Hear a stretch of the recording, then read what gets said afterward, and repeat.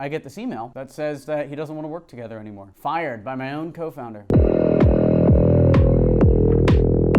Just a reminder, if you want the info in this video as a free checklist, you can get the link in the description below. Today I want to share with you some mindset habits that changed my life. Things that I've done to succeed harder and faster than I ever had before. I've used these mindset shifts to close over $10 million in sales for our consulting clients and generate over $100 million in leads via cold email, along with optimizing my life so I can sit in my living room and live the life I want to live, which right now includes wearing this Assimilate shirt from the Star Trek experience at the Las Vegas Hilton. This is authentic from sometime in the 90s. That's irrelevant to you, very relevant to me. Here are some mindset habits that changed my life. Become sick of your own bullshit. This is such a huge thing, and I'll tell you exactly how I learned this. So we launched a course early in 2019, and I had a partner that had reached out via cold email to do this course. And we were working together a little bit. He was picking up most of the work, because it's a cold email pitch. What are you gonna do? Picking up most of the work. I'm doing what I think needs to be done. And then I get this email that says that he doesn't want to work together anymore. Fired by my own co-founder. I felt like Mark Ruffalo in Begin Again. How many times am I gonna reference that movie? And guess what? The first course we did wasn't up to par. He did 90% of the work. He outlined the course, and I helped wherever I thought I could help. But it was only by becoming sick of my own bullshit and deciding that we were gonna create a course that was actually gonna help people, and we're gonna sell it in a way that's not scammy, and we're gonna push it until it hits the sales numbers that we needed to hit. It was only until I decided those three things that I was ready, mindset-wise, to even make a course like Email 10K, which we've already seen major successes with. People are making thousands of dollars using our course, which we didn't have with the original course. So it's getting sick of your own bullshit. I saw it in the movie business too. I was presented with a cut of our film, Improve Your Life, that honestly I would have given it like an 11% on Rotten Tomatoes if it was somebody else's film, maybe even less. And I had a decision to make. Do I release an 11%, or do I become sick of my own bullshit, re-edit that movie down into a usable short film and release that? And that's what we decided to do. I would give the short film like a 68%. Better than 11, still not 100%, which means I still have room to grow, but 68 is good enough to market. And it was only by becoming sick of my own bullshit. My bullshit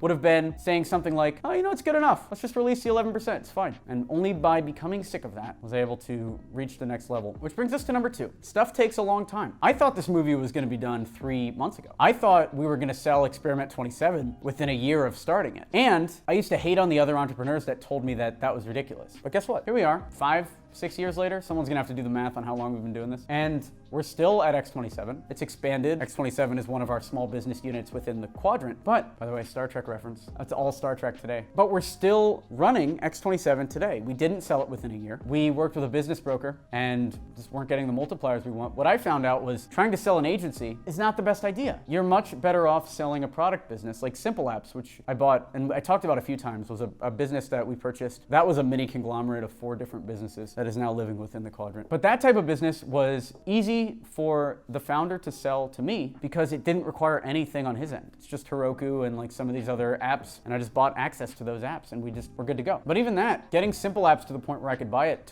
he was running that for over a year. Stuff takes a long time. And if you're willing to see that and accept that, you can do so much good stuff. We set sales goals that are extremely aggressive here. I follow the Google model of going 10 times each year. We want to aim for a 10 times growth each year. People think Grant Cardone came up with that. It's actually something that's been used by all of the FANG companies for a very long time. So I try to do those kind of goals. And what I realized is, let's say you're at $1 million in sales, you want to hit 10 million by the end of the year. I'm going to go in, I'm going to try my hardest to hit 10 million. I might hit 3 million. I will hit 10 million, but it might take 2 years. So it's seeing that, it might take a very long time, and then fighting as hard as possible to make it happen sooner. But then accepting that it's gonna take 3-4 years regardless of how much work you put in. It's gonna take 3 years even at this high work level. So you might as well work and you might as well try to make it happen as hard as possible. Just make sure that the thing you're working on is actually relevant to your future. That's why I dropped the design company. I realized it would have been 5 or 6 years, and yeah, I would have had like a company that was like Off-White. But what's the point? I didn't want to do that. I'd rather do business and movies. So drop the other projects. That comes back to number 1, right? Sick of your own bullshit. I was doing design for an ego reason, I think, or just to prove that I could do it.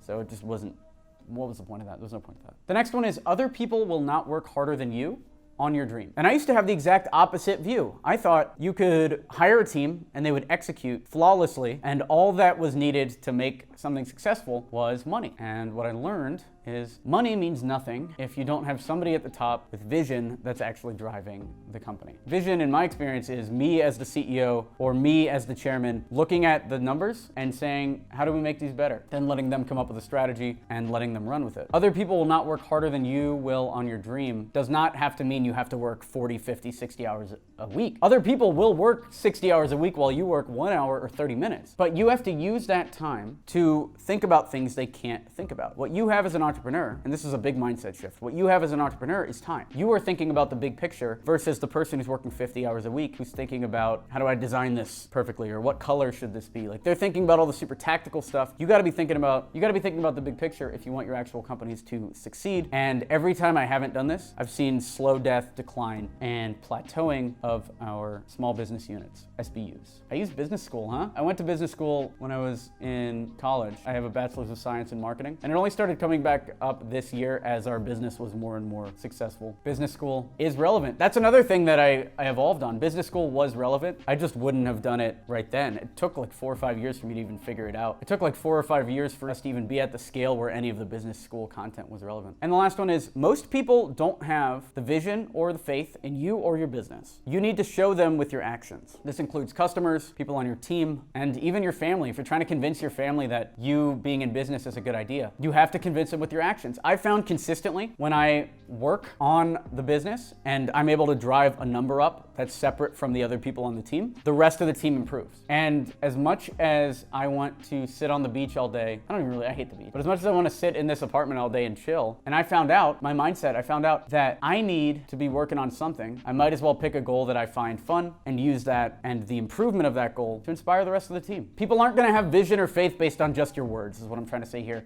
You need to be working on something bigger to drive the entire company forward. Look at someone like John Ledger from T-Mobile. He's the CEO at T-Mobile. I doubt he's balancing the numbers or doing phone support, but he's out there going to each store, getting everybody riled up. He's making social media videos. He's doing slow cooker Sundays. Like, he is visible and he's pushing the brand forward. And whether that takes him 2 hours a week or 200 hours a week, he's doing that so that he can give vision to his people so that they continue to work. Because if you're an entrepreneur, everybody on your team has a harder job than you. And by that, I mean, they all have jobs. And I don't judge the people on my team, right? I can't do that. That comes back to some of these other points. You got to respect the work that people are putting in, but it's different work. We're entrepreneurs. We're all up here in the brain. We're all up here doing strategy. So some people are better and more comfortable sitting at a retail desk for 8 hours in the T-Mobile store and helping John Ledger grow the company. That is their value. That's what they like to do. And I'm not going to judge them for that. But if that person looked up from the T-Mobile store and saw John Ledger on the beach bragging about how he doesn't work, it might be a little demotivating. And not to say I don't do that constantly with my videos, but I keep an eye out for it. And it makes more sense for the Alex Berman brand than it would for something like the T-Mobile brand, for the CEO to be chilling on the beach. Alex Berman brand, we're teaching people how to get better at business. So it makes full sense, and it's totally brand aligned for me to talk the way I'm talking, which is honestly why I architected the business this way, because I love talking. If you're running a cold email marketing campaign